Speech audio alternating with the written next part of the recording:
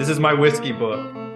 So I'll show you an example page. They're all a little bit different. So it's just like the tasting profile, the colors. You can take notes, leave Let's say it ratings. tastes like beef jerky. That's what I said. No, I wrote down it tastes like beef jerky smells. It's good to see you guys back in the office.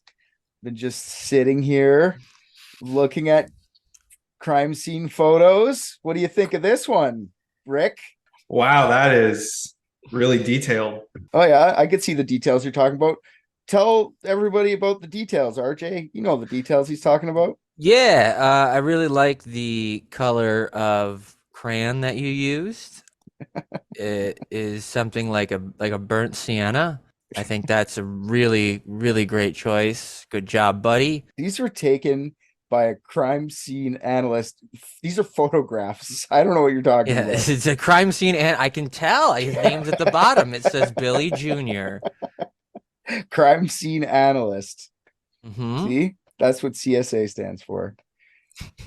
Okay, well, this JonBenet thing, you guys want to continue? Like, we got to finish this off. Santa Claus is, Yeah, it's actually kind of scary, the Santa that wants us to solve this. So What does that mean? he's very ominous. very Russian. Slavic Claus. It's Slavic Claus. Slavic Claus. Yeah. Communist Claus. Wait, is that related to the case? No, it's just he wants us to solve it. And I kind of said yes. Oh, Which one of our friends is taking on that responsibility? This guy is Slavic Claus, and if he doesn't come to your house in the middle of the night looking for stuff to give to the other kids, I don't know what you Well, I know it's not you because your accents are terrible. it's definitely not me. An elite team of private detectives. What if balloons are aliens? Maybe that's the key component we're missing. Cover-ups. John's guilty. Mysteries that need to be solved. Maybe Mormons need mountains. Richard, shut up. All right, well, what do you guys remember from? We're back. I'm here with RJ and Rick again. I you guys- remember all of it. We can dive right in. I remember every detail. I definitely just got done listening to the episode and did not forget. That's good. You listened to it first. I Mhm. kind of didn't even mean to lead into this, but I did lead into this. I made them listen to it. I was like, listen to this before we go because you guys keep forgetting. Mhm.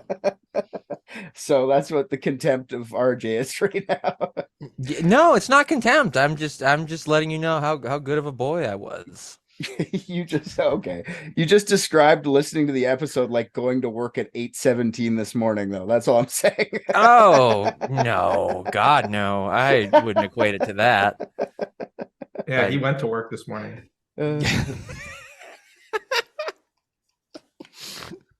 Which is cool, but tell me what you remember. So up to you now, so I could just start from there. Like, give a quick synopsis. We caught the killer. Yeah. Rick's convinced he figured it out already. He doesn't even got all the evidence yet. Yep, I'll pass it over to RJ now. Finish it off. Yeah, an undead ghoul, necromancer type creature sired a young girl named JonBenet Ramsey, and then the emotionless corpse golem raped and murdered her. Okay. Here's my synopsis then. So I told you about JonBenet. I told you all the evidence. I told you what happened. I haven't implicated anyone in this yet. We went through the crime scene. We went through strange behaviors of certain people. We talked about the cops fucking up the scene, the crime scene. We talked about John Senior or John. Does he call him Senior? Is that like a junior? Is JonBenet John Ramsey? It should Jr.? be. It should be. He should have to live with that. Yeah, John Ramsey hires a lawyer. Then they go on CNN, and then that's where the ghouls came out, and they were both just convinced that he murdered them, and or murdered JonBenet. I mean, them applies too. There's no way he hasn't murdered more little girls. You think so? Pal, that's the thing. You're saying like we're not implicating anybody. His face implicates him. It's true. Oh, I'm not. We're definitely implicating someone. We just haven't yet, is what I'm saying. Like, you guys have. I'm still on the like, I have to tell you guys some more shit. I'm just saying he's guilty by default. Like that's like it doesn't matter what he's doing. Like if he walks into a store, somebody should be like, that guy just stole something. And every time he leaves, he should have to prove beyond an unreasonable amount of evidence that he didn't do it. And I just ended on the interview talking about the interview with everyone, which was like the second interview they did, right? Yes, that's right. It's the second, their second like police interview, and they changed their stories to the police. All right, well, the media is going crazy with this case too. We were talking about that, how it's like on every fucking National Enquirer, any magazine like that. Plus, it's in like national papers too. Like conspiracy theories and shit were happening on National Enquirer and stuff like that. But the papers were reporting this, like New York Times, everything. This went pretty fucking. If this was the Internet Times, this would have went crazy, and it never would happen. Actually, like they would have been caught right quick. And they also, it's because they had the sexual molestation accusations were starting to pop up, and that made it sensationalized even more. Like they're saying John Ramsey's been molesting JonBenet for years, and he finally snapped and killed her, and that's what a lot of people are saying already. Not true though. There was never ever any evidence of him ever molesting JonBenet. If he did, that would have been that night. It's never happened before. They talked to the girls before. Anybody that knew him, he never did it to anybody else. So maybe if he was just 40 years old and went like, I want to fuck a kid now, but I don't think that's what happened. There's just never. So yeah, I don't think he was ever molesting her, but that went around, and that would suck if you're a guy who just lost his kid. Let's pretend he's not guilty, and that's happening. Like That's a big ask. Yeah, you lost me there. Okay. Like literally no proof of it ever, but he just looks that way. No proof of what? Of him molesting his daughter ever. I didn't say that. I said he killed her. I said that. I'm saying that. I'll get on board with that, but he definitely killed her. What I'm saying is, even if he killed her, well, I guess that doesn't matter. Who cares if you're making fun of the murderer? But I'm like, let's say if he didn't, and then that starts popping up. People already think he killed her. Like, I know you guys can't suspend your disbelief on this at all, so fair enough. No, I will. What do you want me to suspend? He didn't actually do it. Let's pretend he didn't do it. Somebody else did do it. And then all these, like, I'm a molester. Like, people are saying he's a molester and a murderer. Like, that's a lot to take. I'm just trying to give it a fair balance of why you get a lawyer instantaneously. I'm willing to put him away for just murder. I'll toss the molestation charge. For sure. But what I'm saying is just pretend he didn't do any of it, and you're the guy that's getting all this. Like, you didn't kill anyone, but everyone thinks you killed someone, Rick. And then not only that, they say you fucked her before you killed her. Yeah, see, but I simply would just not kill my daughter. So it would be pretty hard to get me for that. Yeah, but it doesn't matter because they didn't ever get him either. So if he didn't do it and people just kept hounding because they thought you did it, whether he did it or not, let's pretend it's you right now saying somebody said you killed your fucking grandma or something. And you're like, no, I didn't. Like, well, we know you did. And then it goes through the news cycle. And then they kept saying you fucked your grandma after. That would be rough on you. I think the problem is that what you're not accounting for is the difference between that situation and me is that I didn't kill my daughter. And I think the other key difference is that Rick is not a 2,000-year-old undead lich necromancer.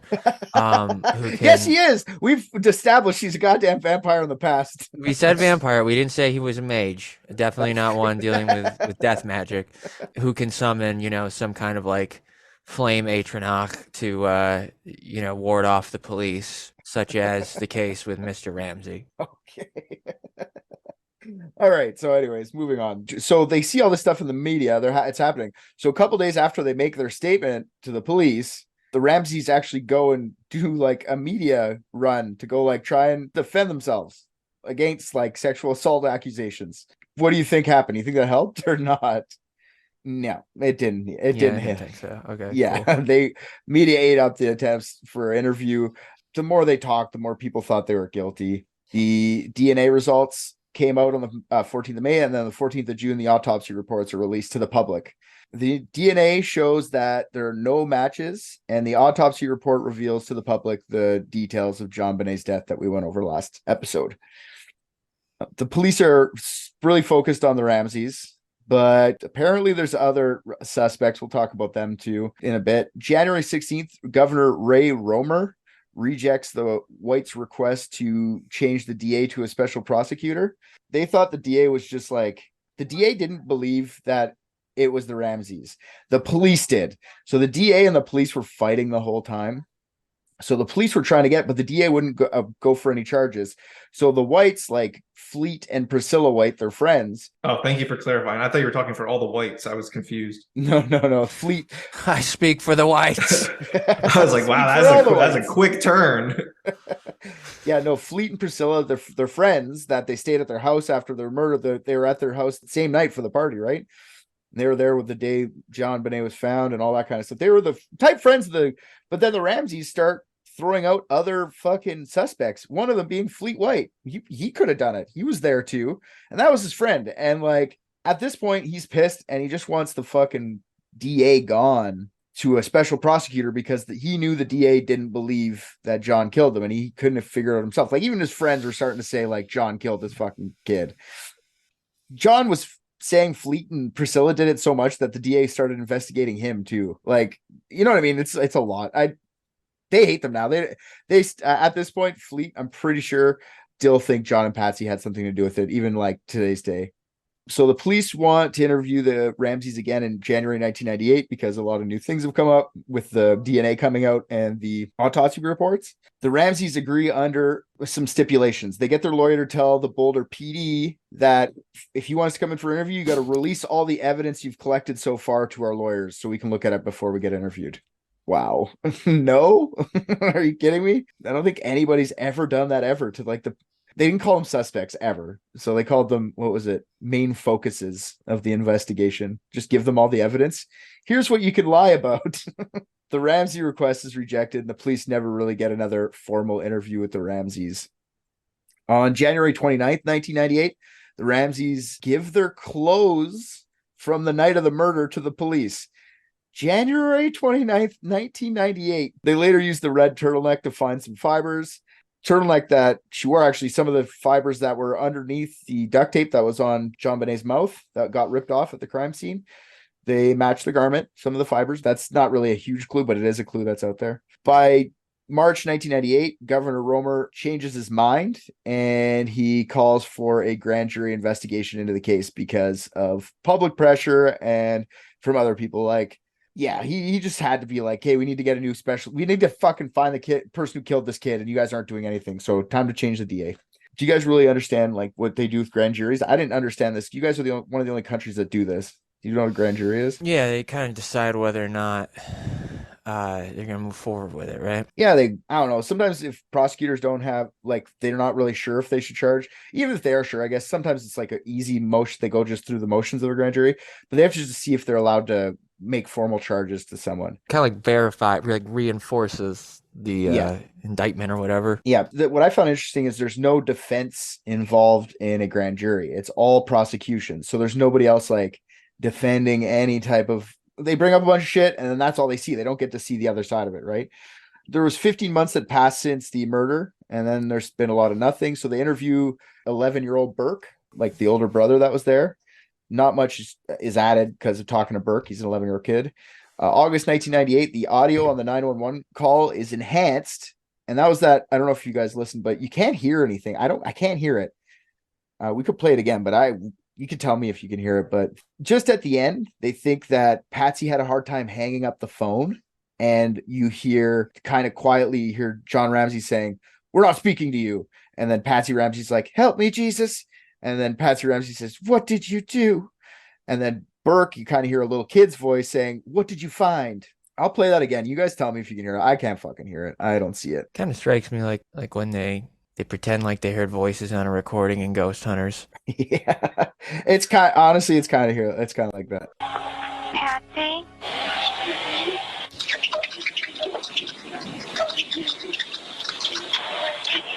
I don't know, man. We could try it again there, but I think it does it. Okay, It's but like, still who the playing right now, fuck isn't it? would say any of that? Like that has no context with any reality. Like that's like three different people, and the words don't even. I'll tell you what they think it means if you want to know. Like the cops have they have a pretty good fucking idea of what they think that means.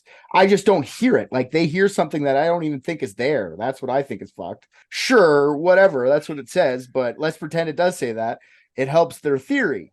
right? The police is theorizing as to what happened. We're not speaking to you is them supposed to say, talking to Burke. And then Patsy's just freaking out over top of the body, being, help me, Jesus, help me, Jesus. What did you do is implying like talking to Burke is my guess. Is that what he said? What did you do? Well, I thought it was... Patsy says, what did you do? He says, we're not speaking to you. Burke says, what did you find or whatever? Yeah, what did you find? What the fuck does that mean? Who says that? I don't know, like a 9-year-old kid?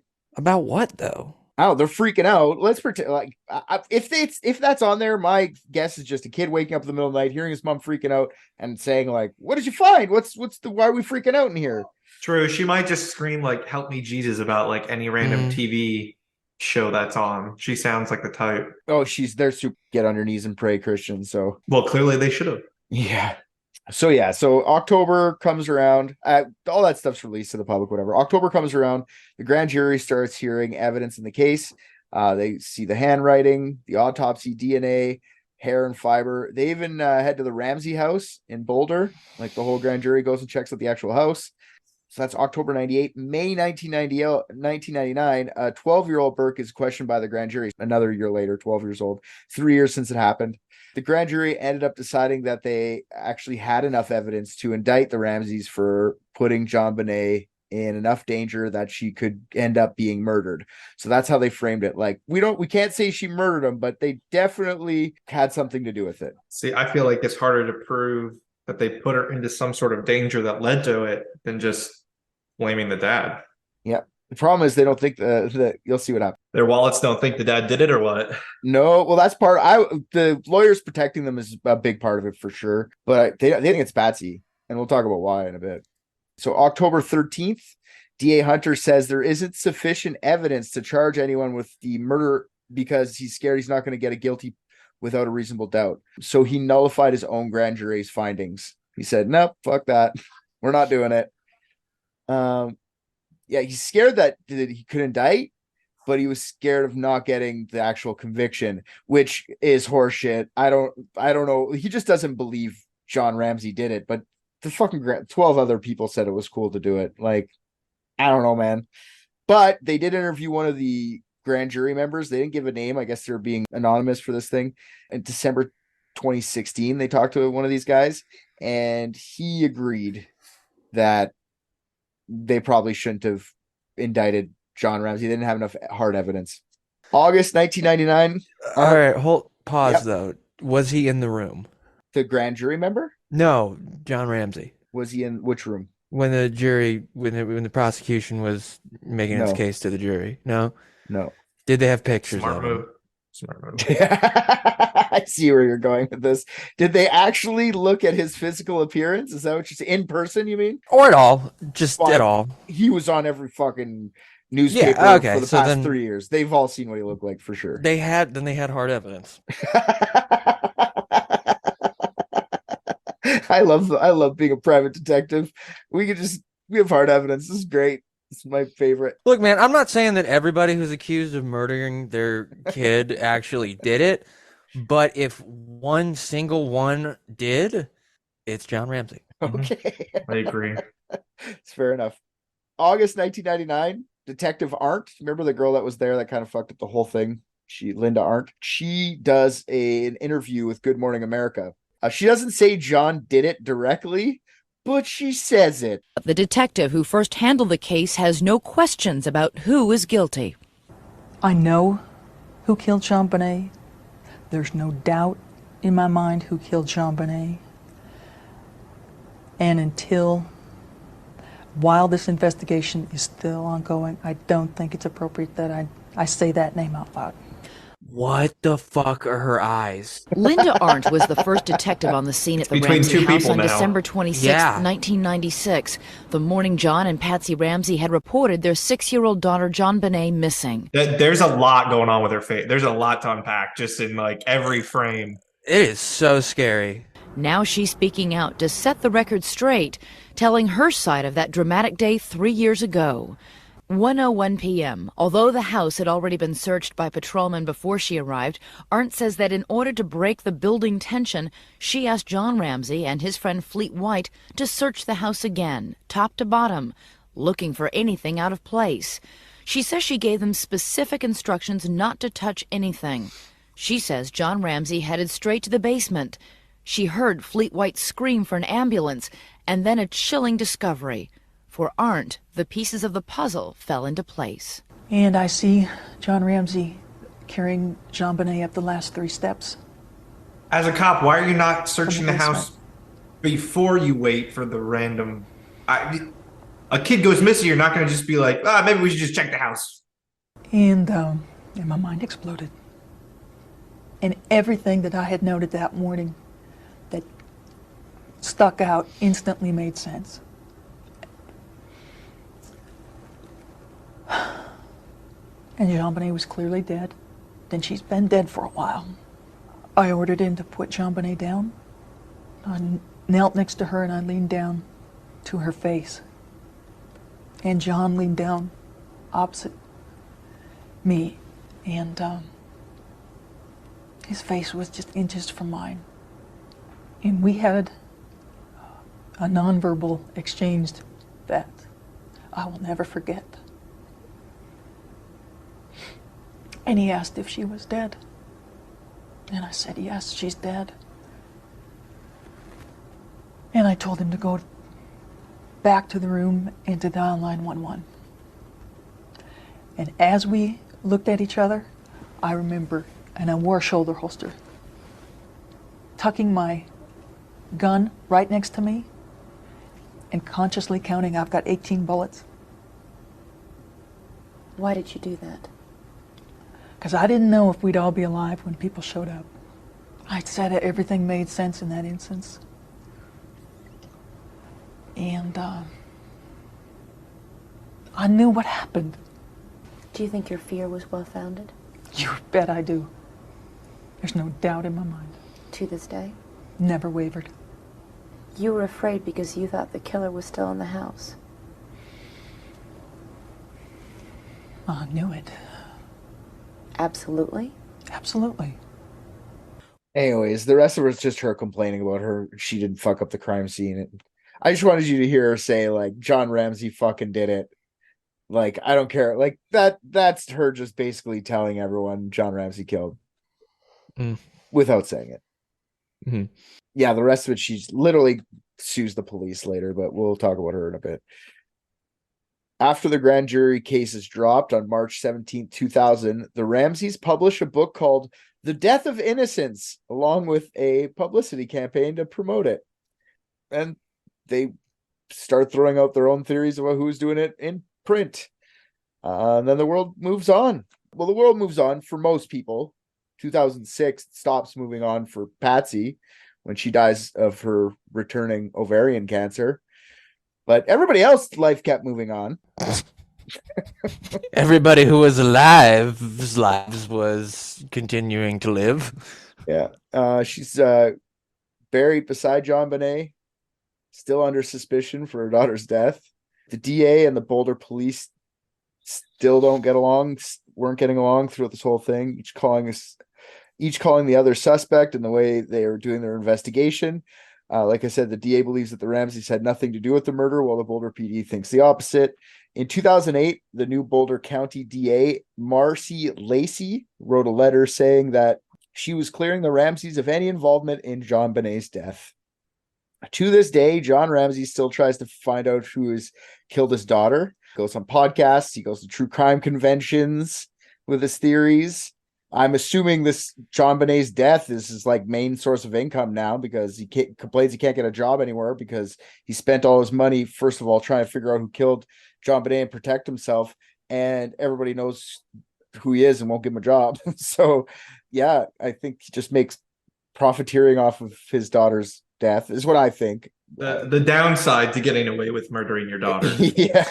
Yeah, it does have its drawbacks. Hey, you know what? I do find it odd that he can't get a job, because I mean, having this as your LinkedIn profile picture is pretty slick, I think. I mean, I think he looks wonderful in that image.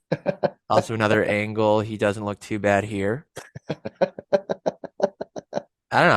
I find it odd he didn't get some hits. RJ put up some pictures of liches, like legit John Ramsey exclusive lich pics. Yeah. Well, the theories on this, that's basically what happened throughout the years. There's two major theories. Someone in the family did it, or there was an intruder who did it. Then actually there's a third category, which are just conspiracies, which are fun. Before we get into theories, I want to talk about DNA for a second. Her DNA has been tested and retested under the newest technology over the years. The DNA profile has been disputed as to whether or not it's the killers at all. There's a DNA profile that came up from this. There's two unknown DNA profiles. These DNA samples have been like the kind that have likely come from like someone could have just sneezed on the I know it's in her underwear and shit like that, but like they say it could be someone at the factory just sneezing on it and leaving touch DNA. It could be John. My point is, it's not JonBenet or John Ramsey's DNA, but that doesn't change anything. I think that DNA is just touch DNA. The fuck? Yeah, you could touch my DNA. My DNA could be everywhere. It as long as you touch something for 2 seconds or longer, it could be. Yeah, that's a good way to get out of just about any crime. Like I go a lot of places. I got strong DNA. Yeah, but they start to develop patterns when it comes to lots of DNA. Then, right? It's different. My DNA develops patterns. The pattern is it doesn't go away. It's been everywhere. What? They develop like movement patterns, like where you go, and like that's how they start. Before they only just find like someone's blood, like a droplet of blood, and then they'd be like, he was the murderer because there was blood under her fingernails. I mean, yeah, but like that's not fair to people who are allergic to little girls' underwear. Of course, you're gonna be sneezing. It's true. I'm just saying the DNA on this is touch DNA. It could come from fucking literally anything. It's not very DNA shaky, is yeah. You can get very sensitive. The way they found it and profiled this, it could be from just someone touching. It doesn't have to be semen or, you know what I mean? It doesn't have to be blood or whatever. It's just touch DNA. That's all. Let's just do the conspiracies first because they're funny. There's conspiracy out there that JonBenet was whisked away and grew up underground in some Hollywood basement, and she is now Katy Perry. So JonBenet is Katy Perry. That's one that's out there. Mm-hmm. They say she looks like her. I look at it, I'm like, not really. Something about her eyebrows being kind of the same. It's like, dude, their eyebrows. Like, there's not that many configurations of eyebrows all the time. Katy Perry's also 6 years older than JonBenet, so that kind of ruins that too. Another good conspiracy is that JonBenet was taken by the aliens. Aliens always got to come up. It's classic. It feels like you could have passed it on this one, though. You know what's that? Like you could have got away with not saying aliens for this one. Like we all know for a fact aliens did not do this one. Yeah, for sure. But it's one that some people still like yell off the top of the roofs, which I find fun. Just John claiming it's aliens. It gets every conspiracy theory. That's why I got to mention it. Like aliens, satanic ritual, a term for a brotherhood term for the devil is JonBenet. So they knew she was like, they're always been a satanic. They called her JonBenet because it's like short for Satan. You know what I mean? And a few more hours on the internet, and it's a Jewish thing. Somehow probably. The Jews are involved. In the comment section always ends up that the Jews did it for sure. Yep. There's another one. There's satanic pedophile groups. It's always mentioned. You always hear there's satanic pedophiles. Of course. Well, here's the thing. Yeah, highly likely that it's a pedophile ring around the corner. Highly unlikely that they're satanic. They're almost always Christian. That's true.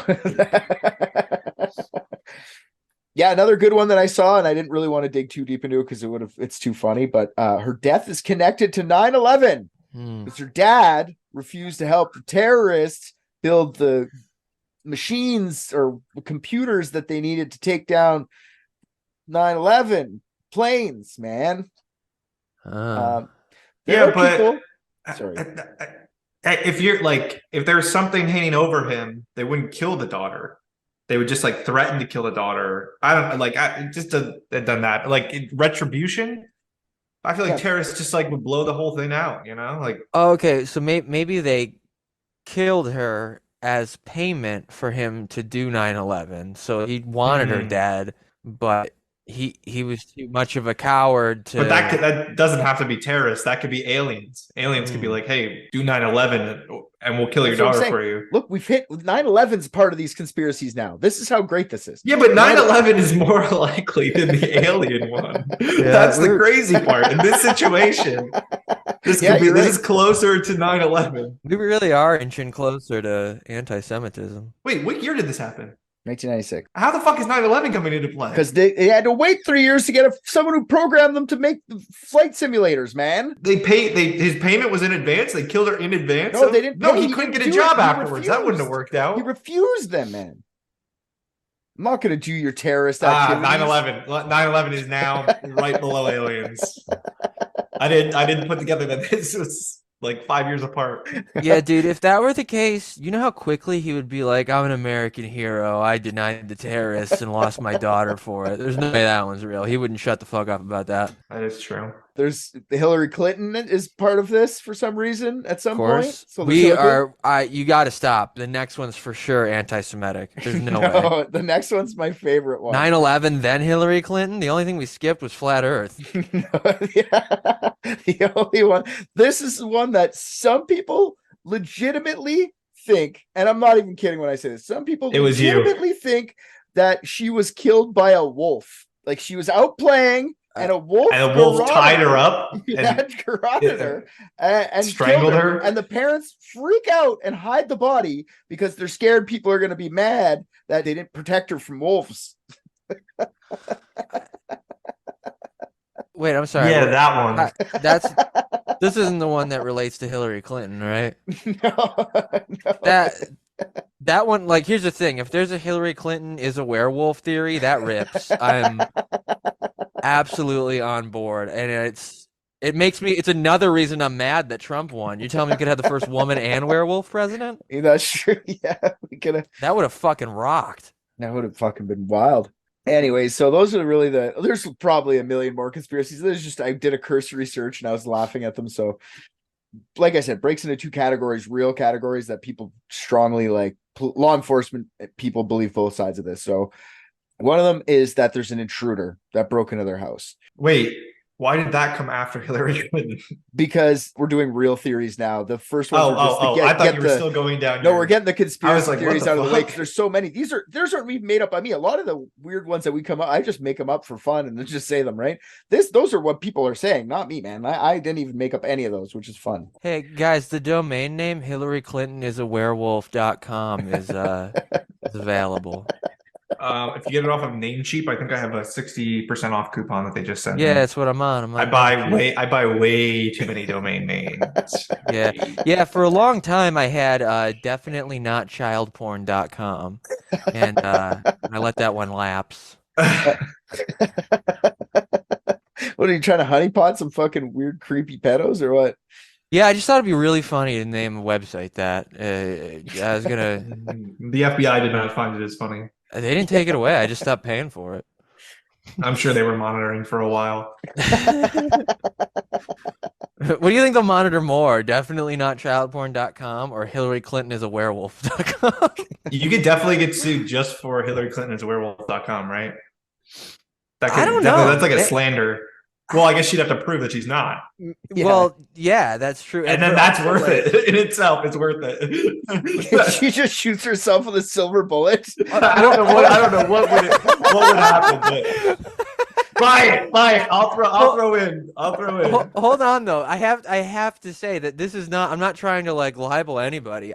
This is in the pros list of Hillary Clinton for me. It's a compliment. This is a compliment. Yeah, this is firmly on. I am on the side of this. I am a champion of the Hillary Clinton is a werewolf movement. I'm certainly not trying to detract from her status. She goes from Hillary Clinton to Hairly Clinton. That didn't work as well as it worked in my head. No, but I appreciated it. In my head, that was like a direct 1-to-1 joke, and then I say it out loud, and I'm like, those letters didn't really work. Hairlary Clinton is funny. Yeah, that works. Hairlary. All right, so let's just talk about the intruders, which I kind of tried to leave open for that, but it really sounds like John did it. So let's talk about intruders first, then we'll talk about family because I like to end on what I believe is the case personally. So here's some theories about the intruders. Lou Smith, and we talked about in the last episode, he's the retired detective that came out of retirement to help solve the case. He investigated the JonBenet case from March 1997 till September 1998. The evidence indicated to him that an intruder likely broke in, raped and killed the young girl, and got away with it, mainly because of the sexual assault. even though there was no semen ever found. She was sexually assaulted. There's no way a parent could ever sexually assault their kid, so it must be an intruder. That was his guiding light to this whole thing. That makes sense. It was a vaginal abrasion, he said, which could have been the form of anything. We will talk about that later in the family did it theories. Someone who must have come into the house, lied in wait for them to get home and go to bed, rape and kill JonBenet, write a note, and leave it before anyone heard anything. So that's what he overarching theory is. That never call back or come back for ransom or anything like that.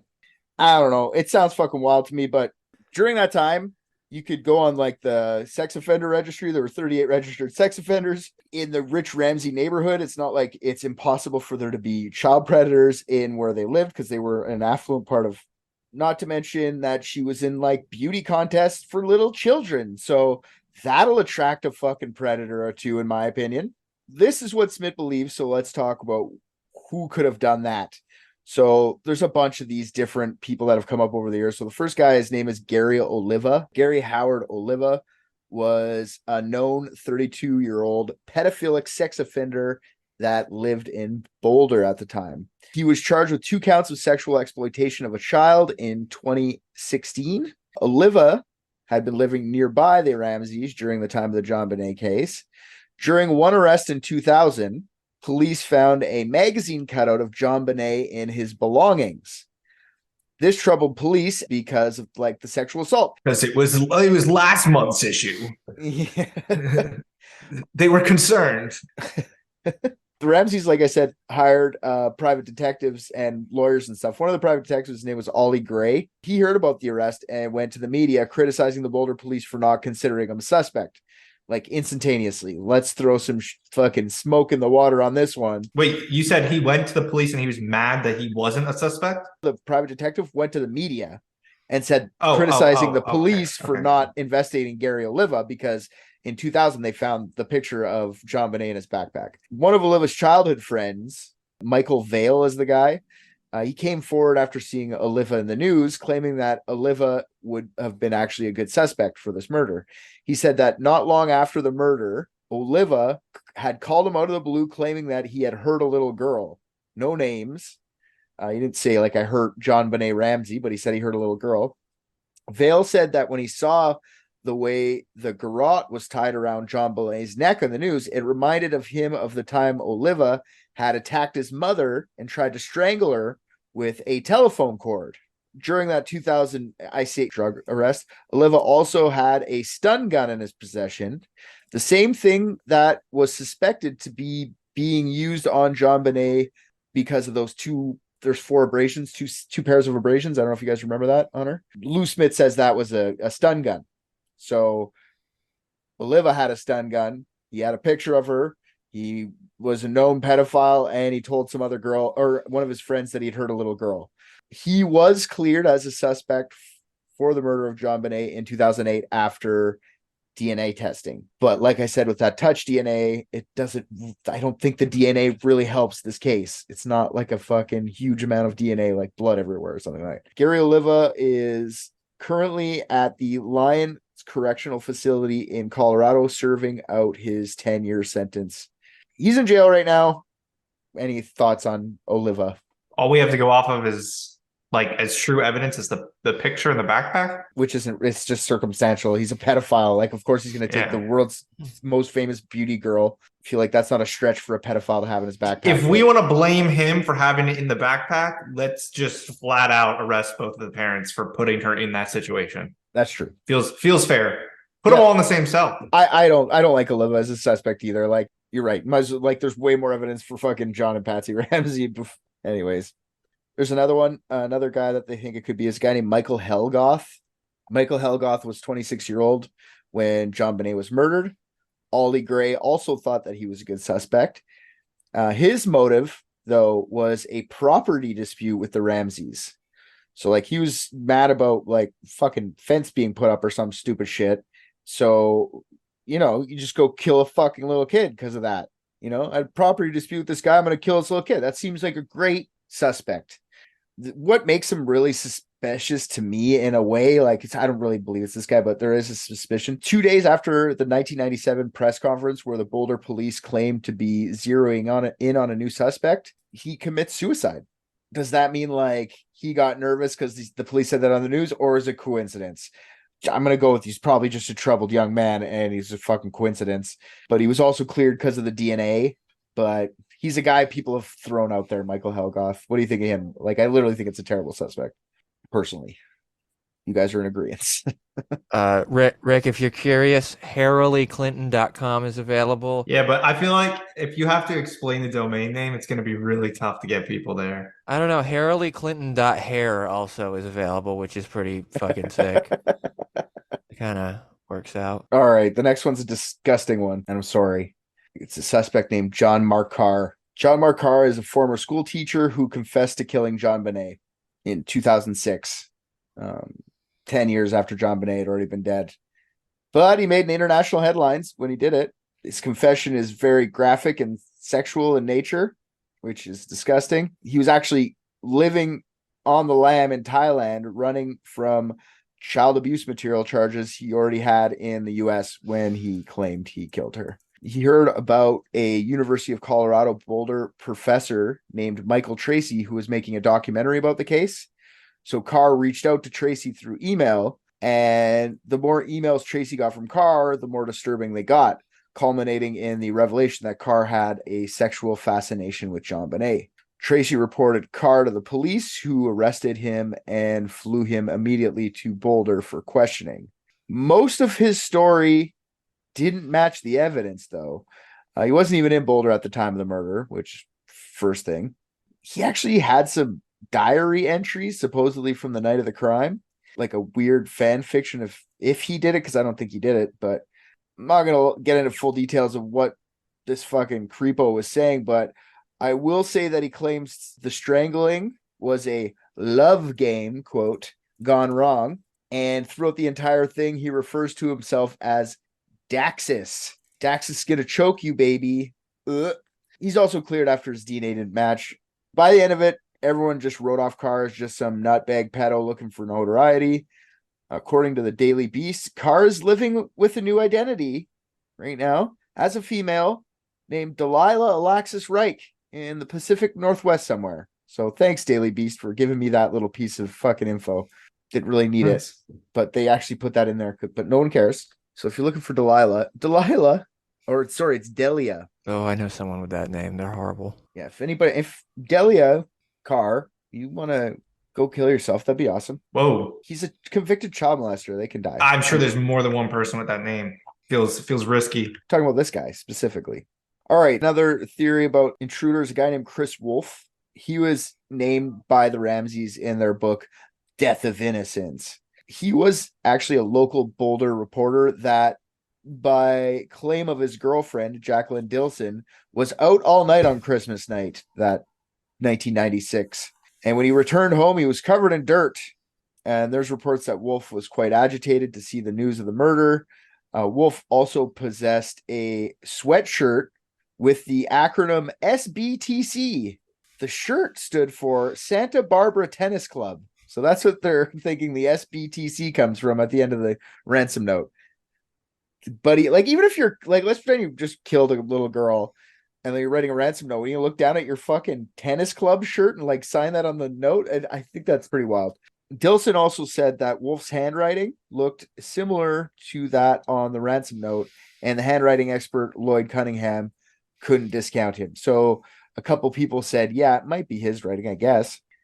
He was looked into and even volunteered statements as well as hair and handwriting samples, but never didn't cooperate with the police, and nothing ever came of him as a suspect. But it kind of makes you think, like, the reason I even put him in is because with Jack the Ripper, you know how they say the Ripper letters are just put in by the press?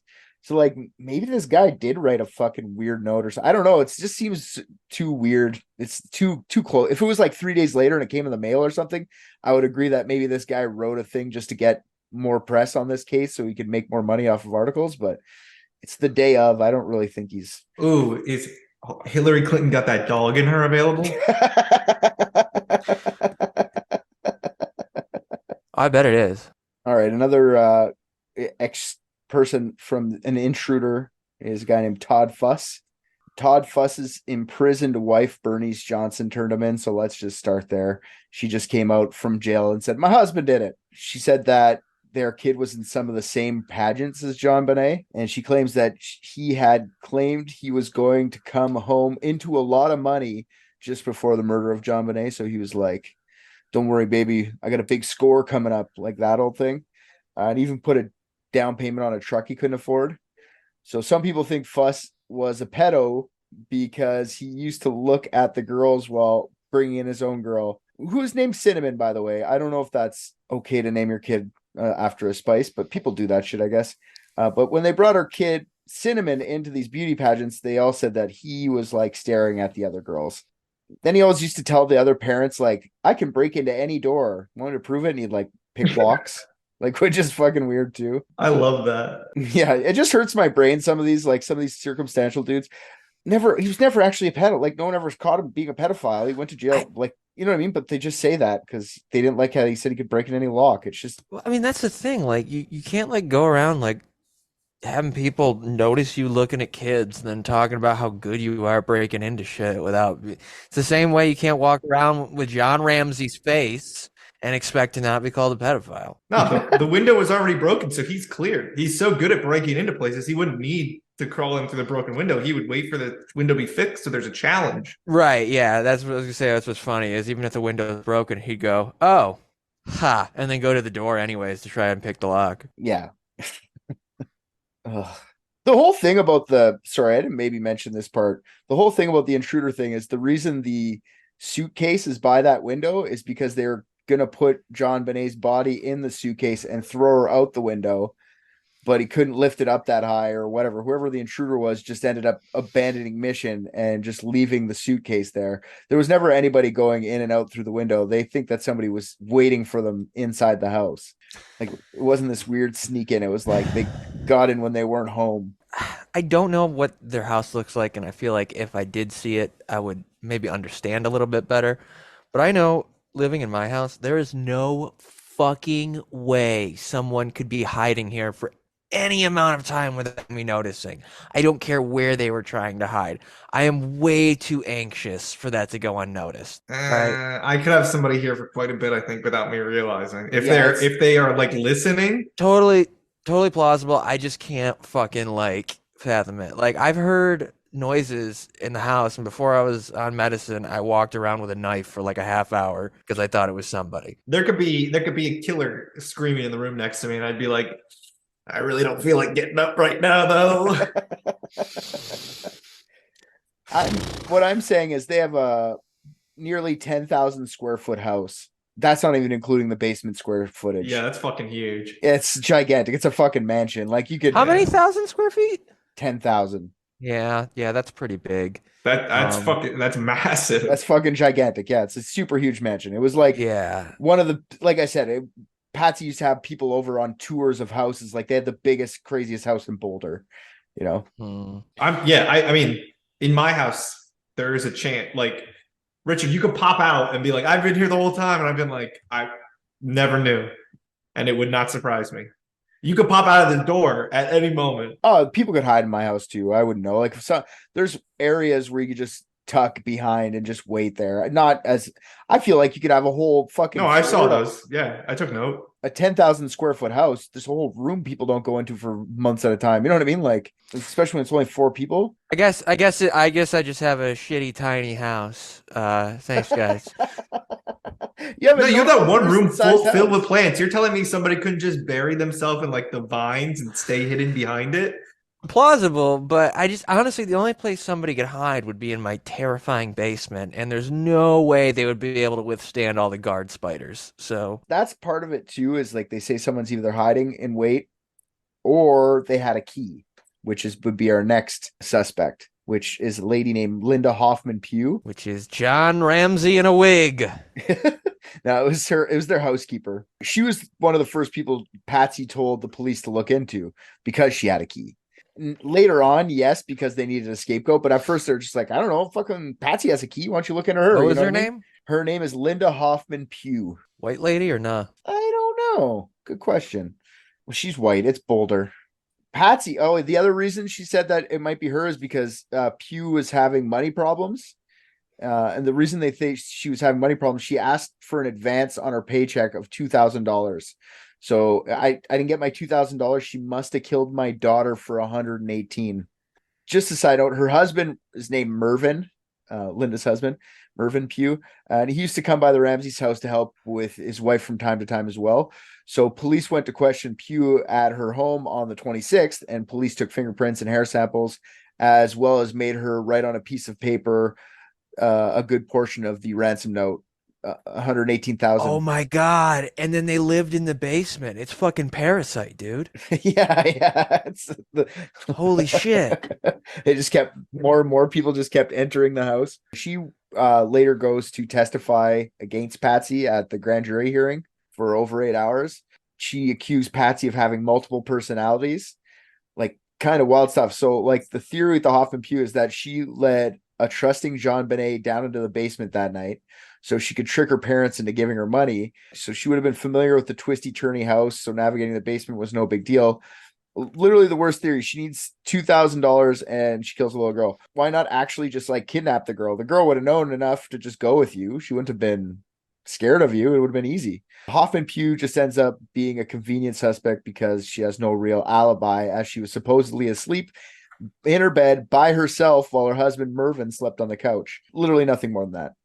Yeah, so he was discounted her. She did actually give a lot of interviews to newspapers and tabloids and shit like that. So she is kind of shady in a way. Like she came to, I forget what it was. I think it was her police interview in a limo and got out the back seat and went inside and fucking gave her police interview. Like, anyways, she was getting money hand over fist. She exploited the shit out of that death. Anyway. Bill McReynolds is the last, I think, suspect. That's an intruder that I have. Bill McReynolds is the Santa Bill. He's the only reason I didn't wear a Santa suit for any of this. The most suspected intruder theory suspect. Like I said, he was the Santa Claus. He was like the town Santa Claus. He didn't just do like the Ramsey's house around Christmas. He would just go around all over the place being Santa for parties. And old men who dress like Santa Claus are just great fodder for pedo conspiracies too, so keep that in mind. Bill McReynolds and his wife Janet lived in Boulder for 30 years as he was a journalism teacher at the University of Colorado. When he retired, he would get in a Santa's outfit and play the role at many different Christmas parties put on by his friends and family. During the week before Christmas, McReynolds dressed up like Santa for a Christmas party put on by Patsy, the one where the 911 call was called and then everyone said, "Don't worry about it." Apparently, McReynolds took a liking to JonBenet. He did say some creepy shit about JonBenet later in his life, but after hers. So he said, "I felt really close to that girl. I really don't have other children that I have this special relationship with. Not even my own children or grandchildren." Which is creepy to say about a random girl that you Santa Claus once a year or two, maybe 2 times a year. I agree with that. He also called her his special friend, which is another disgusting quote from that guy. JonBenet loved that Santa loved her, and she gave him a vial of glitter, which she called Stardust. She said, "Here, Santa, have a vial of Stardust."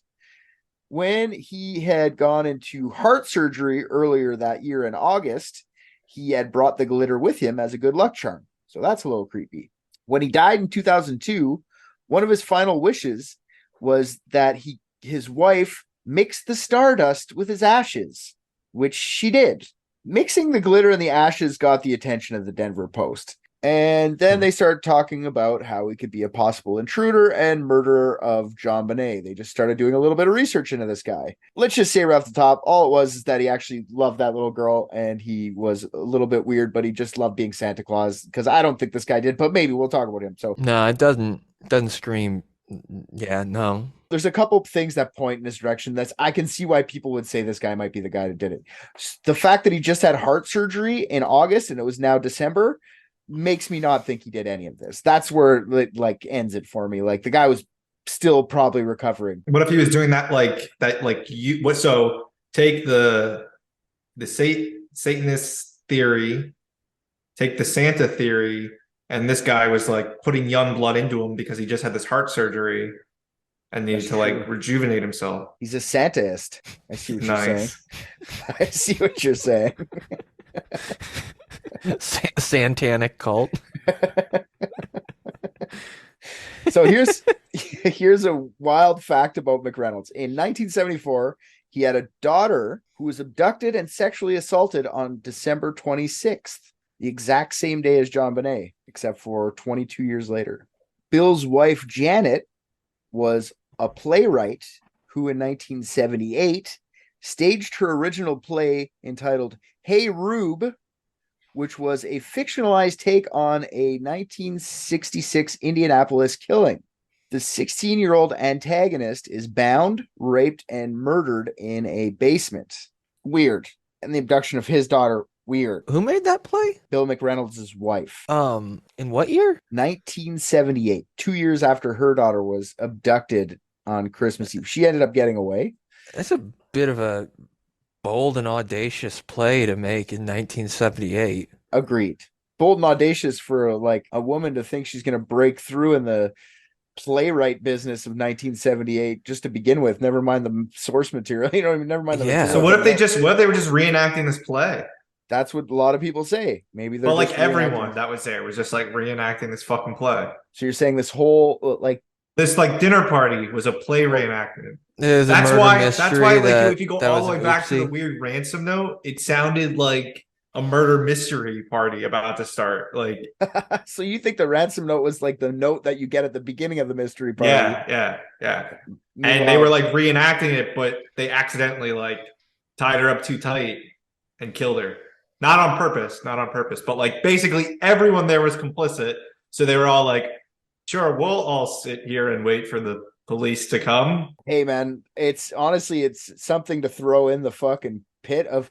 Oh, well, it's either that or 9/11. So, no, but that gives you a name to go with your theory, right? Which would be Bill McReynolds, because he would be the one who sounds like maybe his wife wrote this whole script out, which it's kind of weird. I don't like this guy. I don't like him. I'm gonna call it the Charlie McDennis theory because it's kind of like they played that Charlie McDennis game and she ended up dead.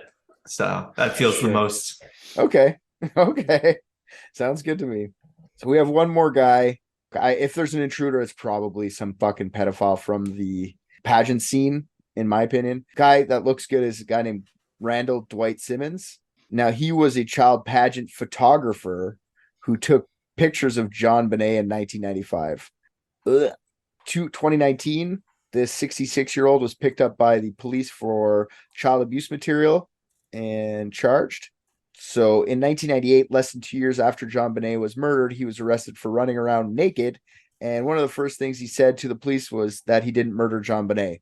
So cops arrested him for running around naked. He's like, I didn't kill JonBenet. Like, that's suspicious. I don't know. I think it's always good to just put it out there, you know? I guess so. Just no, I didn't either, you know? Yeah, if you were at like a reputation of being a thief and then you're like running away with a bunch of stolen goods, or maybe not stolen goods. Let's just say you're just running around naked and then the cops stop you and you're like, I didn't rob that store. Like maybe that they would think you robbed the store after that. You know what I mean? Like you didn't have to say that. You're getting arrested for being naked.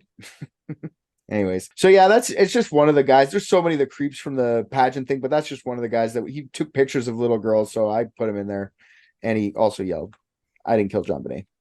All right, so someone in the family, let's just move on to that. I know you guys are really anticipating John, but I think all three of these people might have sway you a bit in each different way. So someone in the family makes a lot of sense, except the ways that it doesn't make sense, okay?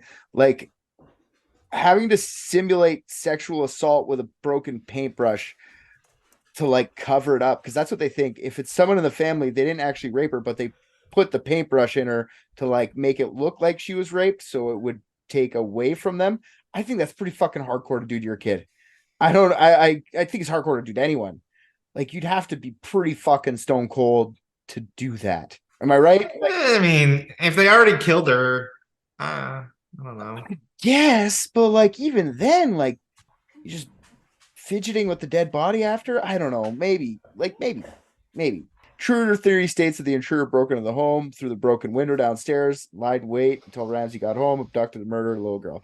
The window had spider webs, so that doesn't make sense. So this makes it unlikely that anyone would have broken into the house from the basement window. It's either that or the intruder had a key, both of which seem unlikely. If it was someone inside the house, it could only be one of three other members of the JonBenet family. Here's each member and how they could have committed the crime. So Patsy Ramsey is number one I have here. A lot of people still think Patsy is involved in the murder of JonBenet. The theory here is that Patsy freaked out and killed her daughter after she wet her bed. She'd been peeing the bed for years and had recently kicked the habit. So there's a story where JonBenet actually shit the bed at one point. Nice. The grandma described it was the size of a grapefruit. So thanks, Graham, for throwing your granddaughter under the bus like that. No one wants to hear that story, even later. That's not even a cute one when you're like 30. Your mom goes, remember when you shit your bed when you were 6? You're like, God, I hate you, Mom. You know what I mean? Like, stop telling that story. Now she's murdered. Just don't tell that story. Yeah, it just would be a weird reason after all that time to kill your daughter. I don't know. So Patsy had been putting pull-ups on JonBenet, and she's just like sick of having to do it. While investigating the house, the detectives noticed a case of pull-ups half hanging out of the closet as if someone had angrily grabbed one out of its packaging.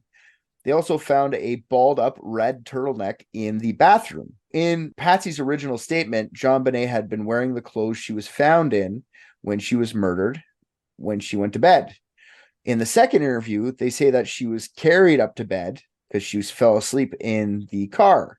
So if this is true, JonBenet would have been wearing the clothes she went to the party in, which was matched her mom, which was a red turtleneck, which probably was weird too, like making your kid dress up like he was fucking weird. And the same thing the mom was wearing the next morning when she said she changed back into her clothes from the night before. The theory goes that JonBenet woke up after peeing her bed. She woke up her mother, Patsy. In a fit of rage, Patsy slams JonBenet's head into something very hard, like a tub or something like that.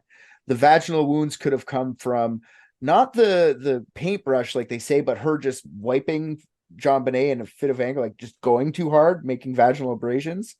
Then Patsy tries to cover it up, panicking. She brings the body down to the basement. Then she goes to clean up whatever mess was at the scene of the murder. Then she goes back down to think of a way to get rid of the body. Maybe she sees that JonBenet's still barely alive. Then she goes into her art supplies, grabs a piece of rope and a broken paintbrush to finish the little JonBenet off. Then she decides she's going to make it look like someone had come in and done this. So she ties up JonBenet's arms above her head. She knots the rope, not tight enough for a living, squirming child because they're kind of loosely on there. There's no evidence of struggle from JonBenet in the autopsy. Then she covers her mouth with duct tape. The duct tape only had lip impressions, no struggling to get that off, like tongue pushing or anything like that. So that could have been done post-mortem as well. Rapes her with a paintbrush. Then she goes upstairs to write the ransom note. The note isn't good, so she rips it off, tries it again. The ransom note had ransom note cliches, and some of the lines were reminiscent of the ransom notes in the movie Ransom, which had recently just come out. That's the one she goes with. Then she looks at her watch and realizes that everyone's about to be awake soon, and they have a 9:30 flight to Michigan. So she goes upstairs, pretends she just found the note, and calls 911, forgetting that people would notice that she was still wearing the clothes from the night before. John wasn't aware, but when he was left alone in the house for that hour, when he's looking through his mail and stuff, he goes in the basement long enough to find the body on his initial search. When he finds the body, he realizes instantly that Patsy was the murderer. The writing must have looked like hers to him or something. He must have been like, this is Patsy's writing. So at this point, he has a choice. Do I rat out my wife or do I cover for her? Like, if I cover for her, there's got to be an explanation. So nah, I'm sorry. If you're as loaded as this guy was, and you're at this point where your wife kills your daughter, you rat her out. You just rat her out immediately. Yeah, but that not everyone's fucking like you. Like some people might. No, I'm telling you, this guy though, he fits the profile of just being like, fuck my wife. I agree. I don't think it's Patsy. I really don't. But so at this point, he's got a choice: rat out his wife. Maybe just I got to talk to Patsy. Maybe there's an explanation for this. I can't just throw her under the bus right there. So John doesn't say anything at the 11 o'clock when he goes downstairs to check the first time. And when Art gets him and Fleet to go check the house at around 1, he beelines it to the basement. That's what they say. He goes straight for that room and he finds his dead daughter. Then he like decides like, okay, if I find her in the basement, then Patsy's out. There's already a ransom note. The charade can be over and I don't have to rat out my wife. He just needs to hire lawyers. So then he just calls the lawyer and he protects her from then on. There's a lot of evidence that Patsy did it. Okay, I'll tell you right now. So first of all, the ransom note. 6 different handwriting experts were consulted during the investigation. 4 of them hired by the state, 2 of them by the Ramseys. There's a 1 in 5 scale that these experts go by. High chance of it being her would be a 1, and a 5 would be like, there's no way she wrote this. Patsy was the only one that's inconclusive out of all the handwriting samples they took. John was excluded as a person who could have written the document. I do want to note there's like so many other people giving handwriting samples. So many people, so many suspects, hundreds. They've all been excluded. The only one who's ever been close was Patsy. She scored anywhere between a 4 and a 5, which is low on the scale, but it's still higher than everybody else. Just means it's unlikely her, but handwriting analysis is fucking horseshit anyway. Over the years since the investigation, there's been 3 more people that did handwriting analysis. And since the original 6 during the investigation, 1 hired by police who investigated the murder and 2 for recent documentaries. All 3 of these new 3 people, more recent ones, say it is likely Patsy wrote the note. But like I said, handwriting is bullshit I find anyway. They can just change it to whatever they're suiting. Like, obviously the people for the documentary want to make it look like it's fucking Patsy. So, but the note in itself is written in a way Patsy would write. She used the word hence all the time. The word hence is in there in her writing. She used to use acronyms. She always used to be like PR. And then, I don't know what she was. She was a bachelor of BA journalism. She'd write that shit under, like, she'd do all sorts of acronyms apparently. And she would also write to her friends in acronyms in a way that only her and her girlfriends would instantly understand. So like secret acronyms that only, like, if she wrote to her friends, you could read it and go like, what the fuck does that mean? But they would all know, kind of thing. There were fibers on the duct tape that was covering JonBenet's mouth that matched the red turtleneck that Patsy had been wearing at the morning the police showed up and the night before the party. The Ramseys did many interviews over the years, not to mention how they were plastered in the media. The media made it sound like she was the cause of her daughter's death, even if it wasn't her killing JonBenet herself. So like the media said, like, it's her fault, even if she didn't actually like choke her out. They criticized her for putting her daughter at risk with the pedos by sexualizing her in pageants. After years of doing interviews and media scrutiny, Patsy always sounded defensive when speaking to the media. She argued with a guest on Larry King Live once. So here's a clip of Patsy just arguing with a guy named Steve Thomas. I don't know. This doesn't help you not look guilty. That's all I'm saying with this one. Has harmed us deeply. He's failed in his responsibilities as a police officer. He's failed us. He's failed JonBenet. He's failed the community of Boulder. It's not pleasant. No. I still haven't heard the theory yet. I totally agree that whoever wrote this ransom note killed our daughter. Yes, I concur wholeheartedly. No, he believes you now wrote the note. let's hear, what I want to hear is, how is it exactly that you think that I killed my daughter? I just cannot understand that. I want to hear it from start to finish. I think there was a toileting issue that night that has been dismissed and underplayed. Explain. A bedwetting or a toileting issue. That caused Patsy to get mad at her daughter. Absolutely. And say slap her or hit her or... I don't know. I'm suggesting that there was an explosive encounter because Patsy at one point put the child in clothes, a red turtleneck, for example, not the same clothing she was found in deceased. The following day, I think something happened in that bathroom. Steve Thomas's theory is based on You're not going to answer is that our child wet her bed and we slaughtered her. That is so preposterous. You weren't there, John. You can't know. I was there. I know Patsy. I've lived with her for 20 years. I know that she loved that child more than anything in the world. I would have given my life for JonBenet. Patsy would have given her life for JonBenet. Patsy, you could have been arrested in this case. I wish I had been, and then we would have had a free and fair trial, and you would have met your Waterloo, Mr. Thomas. She just looks like she's hammered and fucked up. Like, yeah, dude, the way like her head moves and stuff, I'm convinced she's just a puppet, and John Ramsey is like this, like upside, like up inside of her and using her as like a. I don't know though. I agree. It is crazy to think that wetting the bed or even shitting the bed would cause like. I don't know. I mean, I guess anything can make you snap, but like kids get killed for way less. It's wild. But that's true. Did you see that guy who went to court for punching his kid because it was like he took a bite of his pizza or some shit? Yep. Yeah, there's some huge pieces of shit out there. I think what's really proves to me that they had something to do with it is that they're on television arguing with a guy accusing them of murdering their children, and they didn't stab him in the face. They're just entertaining the argument. That's true. Just like maybe that's what she's doing though. That's basically her way of being like, I can't stab you on TV. I'll go to jail. So I'm just gonna call you a moron. Right. You wouldn't, even if I was guilty or innocent, I wouldn't do any of that. but people only do that shit like on talk shows and stuff because they're attention whores. They're trying to like pimp themselves for something or other. You know what I mean? It's just like what they do on like the Fox. Like I know so many comedians who have been on Fox Red Eye, whether or not like they like agree with like anything on Fox News, they'll go on Red Eye and be pieces of shit just because it's a quick TV credit. You know what I mean? Yeah. Like that's what the fucking Ramseys are doing in that video. Like why are you entertaining all of this television attention instead of just being upset that your kid is dead? Like it's very, very strange. Yeah, no, I think it's someone in the family for sure. So Patsy, this is Patsy's turn for her. And I agree with what you said, Rick. It's pretty extreme to kill someone for peeing the bed or shitting their bed or whatever. But if it's Patsy, which I'll entertain for a couple seconds, I don't think it was like she peed the bed and like slammed her head up again. I think like she peed her bed, she was yelling at the kid or something, and she slipped and smashed her head, and Patsy made a bunch of shitty decisions. If it's her, not like any type of anger, maybe you just like not any type of like physical violence, like push her. You know, people in the heat of the moment, that's when you see like the true colors of people. That could have just been a heat of the moment, and you just like, I can't lose my perfect life by accidentally killing my daughter, so I'm just gonna cover it up, and I'm rich.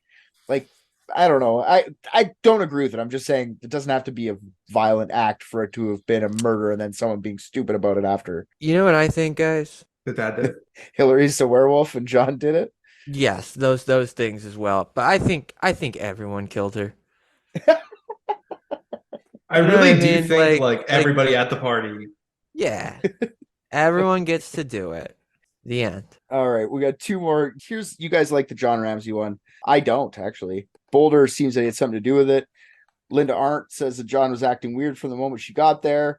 She said he looked through his mail while tension-filled day was happening.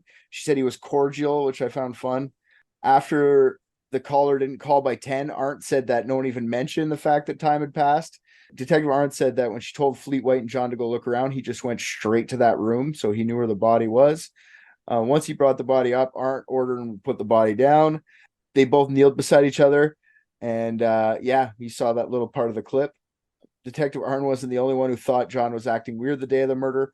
One detective on the scene said that he overheard John making flight plans to go back to Atlanta. John admits to like doing this, but he said he's going to be have to get out of the house, so he just wanted to go back to Atlanta where his family lived for the past 25 years. Eventually, the media started with claims that John was sexually abusing JonBenet, even though there's no evidence of it. John was also exonerated with the touch DNA in 2008. The John theory is just a variation of the Patsy theory. Like, it's the exact same thing. She woke up in the middle of the night. They kill her, or she kills her. She helps write the note because he is cleared by the note. So she's part of... If John did it, Patsy was involved with it. That's the only difference. The Patsy theory, just Patsy did it and John figured it out before the cops didn't protected her. Yeah, but either way, he's still involved. For sure. So just arrest them both. I mean, fuck it at this point. They were going to. Also, do like, it right now. He for sure would have thrown her under the bus if he knew she did it, and she did do it. Like, if she had done it, he would have just told on her. If they got pulled in, like if it was like a real stake, I don't think they actually had like any risk yet. You know what I mean? Like, the only time they were interviewed at the scene together, so that's not really a good way to interview people. And they were interviewed another 2 times separated, but by that time they already been lawyered up forever. So yeah, I agree with you. There's never really been a good. Yeah, but the second you lie, like you said, they're lawyered up. Like, now that they're lawyered up and they've already been lying, they can't change their story. They can't be like, all right, I lied, she did it, and then they'd be like, all right, you just said you were lying this entire time. That's literally what John should do now. John's still alive. He should just say Patsy did and get it over with. No, because they could still arrest him for covering it up. And they would. That's true. Well, here's the last theory, and this is the theory I believe. I believe Burke did it. Burke was the only other family member in the house when JonBenet was killed. John and Patsy always maintained that Burke slept through the whole thing. John and Patsy kept the older brother out of the limelight as much as they could. He didn't really speak to anyone except for the police, and I'm sure the family lawyer about what happened that night. Except in 2016, when he went on Dr. Phil, and he acts really fucking weird. So here's some Dr. Phil clips of Burke Ramsey's. Dude, his face is worse than his father's. Okay, but again, even if the kid did it, the parents were involved. So arrest them both anyway. Just look at Burke and tell me he's not fucking weirdo. Are you aware of these different theories that are out there? Theories that you killed your sister, theories that your mother killed JonBenet, and theories that an intruder killed JonBenet. Those seem to be the three camps that people talk about. Yeah, I mean, I know that we were suspects. I didn't know they were camps, I guess. And these are people that... Why is he like weirdly laughing when he's saying that? Post online. The shorthand is RDI, Ramsey did it, IDI, the intruder did it, or BDI, Burke did it. Do you know the theories that they set forth in saying that your mom killed JonBenet? I don't know the details, but I know the ransom note, they think the handwriting matched. Have you seen it? Have you read it? He looks like that one pinball machine guy. I don't think I've read the whole thing. I've definitely seen pictures of it, though. Did the handwriting look familiar to you at all? Had you seen it ever before? No.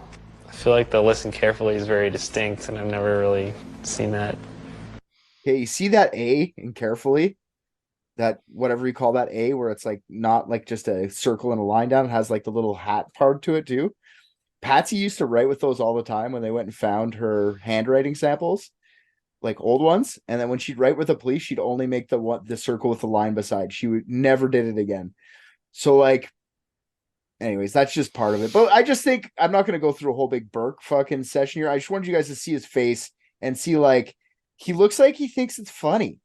It's fucking weird. He looks like the big fake head from Funhouse pinball machines. You ever see those? No, I haven't, but I'm gonna look it up. I'll let you look it up on your own. Yeah, if you just search Funhouse pinball, I think the little head name is Rudy.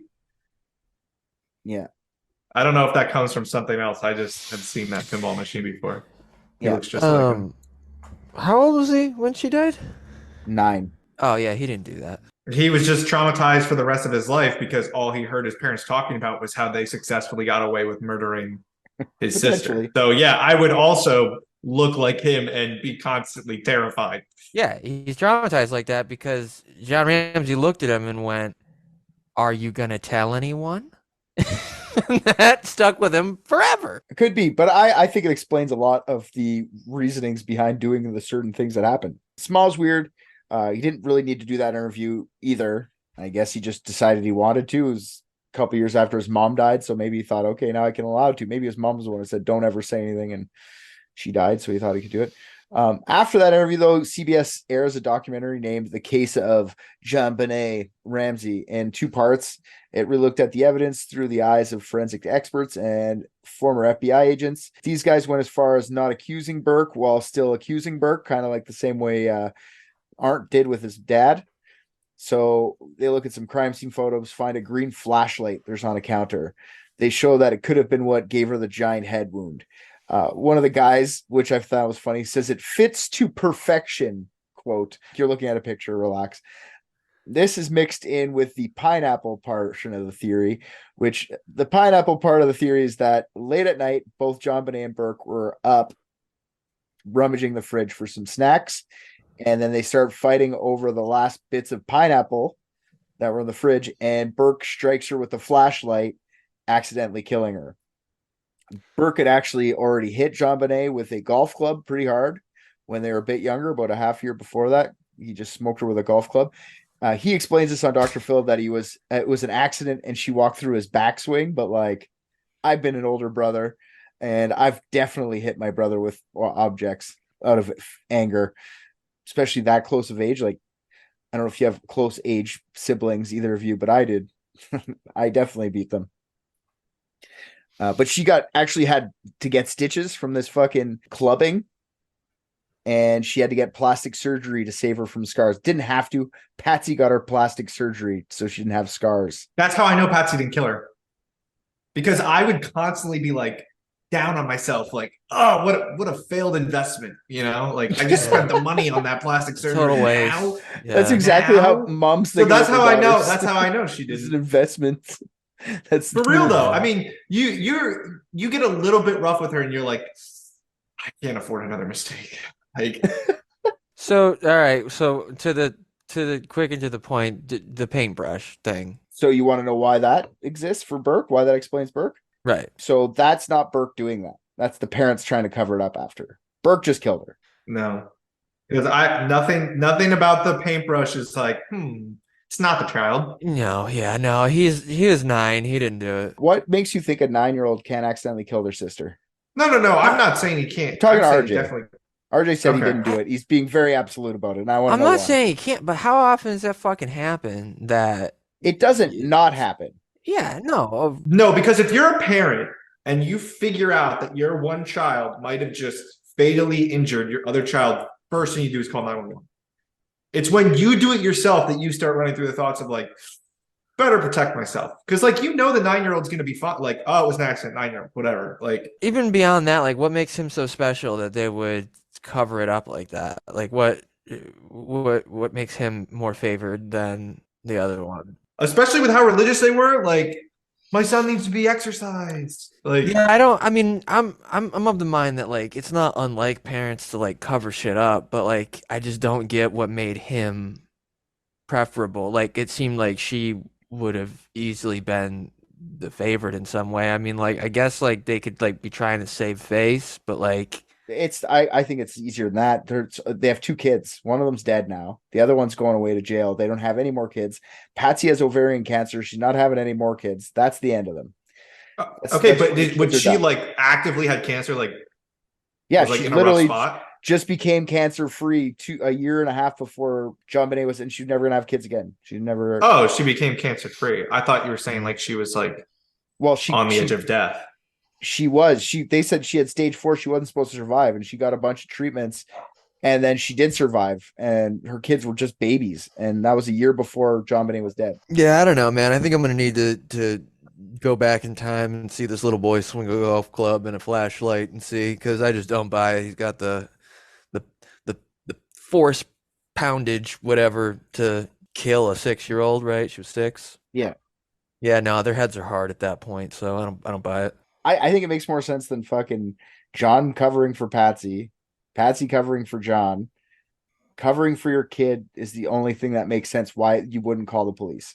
It's literally the only reason you wouldn't call the police. See, if my kid accidentally injures my other kid or kills them, I'm calling 911 immediately as a sheer like protection for myself. Like if your 9-year-old accidentally kills someone and you can show that it's an accident, it's gonna be all right. I mean, like I agree with that, but when you're especially a 9-year-old, they're probably but he felt so important. He worked for some defense contractor. He felt like probably untouchable, was jet setting all over the place. If one kid accidentally kills the other kid, he 100% is calling the police. It's if he does it that he's like, listen, I'm too important. They'll try and make an example of me. Yeah, but if your kid kills your other kid, you don't think that's going to look bad to the... No, not at all. Not back then. 1996, fuck that. You just, blame someone else. But why Patsy? Why would Patsy cover for John? But why would they... I don't know. Why would they fucking do that to her body if it was... That does not track. I don't...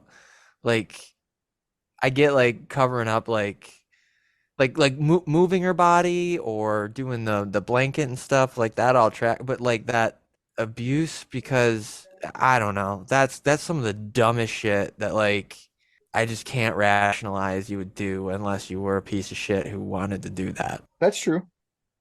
That's true, because the whole like mutilating the dead body, but like maybe that's not even under their thought process. It's the lawyer. Like, I think of that sometimes with this. It's like Burke smashes the kid's head. She goes down and go, I gotta call the cops. She's like, no, I'm calling my lawyer first, see what we should do. And then the lawyer's like, cover it up. Here's how you do it. Yeah. I don't know. It's still he's a 9-year-old kid. I don't think it happened. That just seems unlikely as fuck. Yeah, I just think it's the only thing that makes sense to me with yeah. And you know what? It's stupid because it's all like, that's the other thing. It feels so not thought out. The first 6 hours of the cops being there, the phone call not happening, and then them finding that body. It seems from that point, from when the cops are originally called till they get the body, is so just like rush job of everything. It doesn't feel like it's thought out to the point where, okay, we're covering it up. It just feels like they're being dumb the whole time. Like, why, if he's trying to cover it up, why is he carrying the body upstairs? Like, why don't you just put the body, you have a private jet. You know, you're a rich guy. You have private fucking planes. You just don't say anything. Put her in the fucking suitcase, bring her to Costa Rica or where the fuck else you go, drop her off there and leave. You know what I mean? Like, what's the, like, if it's them, any one of the family members covering for any one of the family, they're all dumb. Like, they didn't really make good choices. Cause, like, seriously, rich enough to have private jets. I'm sorry. That body could have been out of America. Could have been like in the ocean. And that's the thing. I mean, it sounds like if they all have this equal amount of theories about them, it was a family activity and they did do it together. And that's why they think at the end with what did you find and all that enhanced audio. That's why people use it to point towards Patsy or Burke, because like they're being stern with Burke. We're not talking to you. And then like, oh my God, what did you do? And then Burke tries to talk again. Like, what did you find? Like, just a dumb kid didn't even realize he killed his sister. Maybe. I don't know. So that's what I said. I hate this case because it's so hard to pick. Like it doesn't make sense. Someone broke in and waited around the house, wrote a 29 minute long, put everything back in place where they got it from, like the letters, note, like the pen and everything else, waited around for them to fall asleep, murder a little girl, ask for ransom, then just leave without killing her. Like none of it makes sense so it has to be someone in the house. It's just like, who did it? I lean towards. It was a good old whodunit Christmas mystery. That's what I'm telling you the entire time they were doing. So I'm down with going with your theory on this. If we're so because the ransom note, I remember this part specifically, and I remember it because I listened to it before I got on today. The ransom note was so like weirdly said that I started searching around for like Santa Claus murder mystery parties that were created before 1996. But that like side of the internet was not well documented back in the 90s. So like there were murder mysteries, but like I can't find specific dates as to when they were created. And it was more of like a hobbyist thing. And less of like, now I could go and I could find like, oh, this murder mystery exists and these are the rules and this is how it plays out. You know what I mean? But like it doesn't extend to that niche. Well, I'll play the game with you for fun. So let's say it's this. And what's the plan? Was she already dead when they got there? The family set up a real murder mystery? Or did someone just read the note and go like, I must kill the little girl to make this a real mystery? Like, did someone go too far or did they call people over? No, I think, no. I don't think somebody was trying to make it a real mystery. I think there was this whole like, okay, we're going to do this. Okay, Burke, you help us. You go down. Your sister's the one that's kidnapped. You go down and you just hang out with her there and keep her there and do this. And like maybe for some reason they got out, you know, the art supplies and they're like, well, we're gonna tie her up. And she's like, yeah, tie me up or whatever. And he tied it too tight, and that was it. She just died. And then everybody was like, oh shit, we're complicit in this. We need to like go along with it. And that's why it was so like weird. But like, sure, I guess in that scenario, Burke did kill her, but I don't think they were covering it up to protect him, right? I think they were covering it up because they were like, fuck, we did tell him to go do that. Like, but we didn't want him to actually hurt her, but we put them in the scenario to pretend that this was happening. Oh, okay. I can. The only reason I say that is because when you read the ransom note, it sounds so like murder mystery gimmicky that I'm like, ooh, I don't know about that. It's literally cliches that are taken from movies. So it's like, not, you're right. It's originally cinematic. The part that doesn't make sense though, RJ's right though. That's why the family doesn't make sense, is the fucking wood parts inside of her vagina that were from that paintbrush. Like, it Listen, doesn't I'm just make saying, sense. I played one murder mystery ever. It was a Star Trek murder mystery. In the end, sorry to spoil it for anyone who hasn't had the chance to play it yet, everybody's the murderer. Not even joking. We got to the end and I was like, this is the dumbest game I've ever fucking played. That played out in real life because they were all complicit. Honestly, that's what I really think happened anyway. I just think Burke's the one who pulled the trigger. That's why they're so covering. But it could have been something, yeah, you're right, where they told him to go tie up his sister. We're going to have a fun game. Because the only reason that nobody comes forward after all these years is because they all felt complicit in some way. And the only reason they would all feel complicit is if they all knew, like, oh shit, this is the game we're playing. We're gonna actually have them act it out, right? Like, it's pretty late though. Like, yeah, maybe. I put it this way. I'm in. Let's call it that, a murder mystery. Unless RJ has wants Hillary a Christmas werewolf. Christmas. Yeah, no, I'm with the. If we're not gonna agree that the dad is a crazy abusive. Well, I'm still saying he probably is. Oh, cool. All right. Well, then, as long as we agree with that, then yeah, Hillary Clinton werewolf. Okay, well, let's call it a murder mystery, Christmas murder mystery. I like that. I'm down with that. John masterminded this whole thing. Everyone thought, oh, we're playing a fun game, but John just killed her because he was like, oh, it's not a real murder mystery. Oh shit! You got too excited. You told me to do this, Patsy. You wanted to do something different for Christmas this year. I didn't know you didn't actually want me to murder. So he was trying to be romantic to Patsy by murdering the daughter. Look what I did for you, mother. I just watched Private Dicks, and I think RJ's the funniest. What? Come on!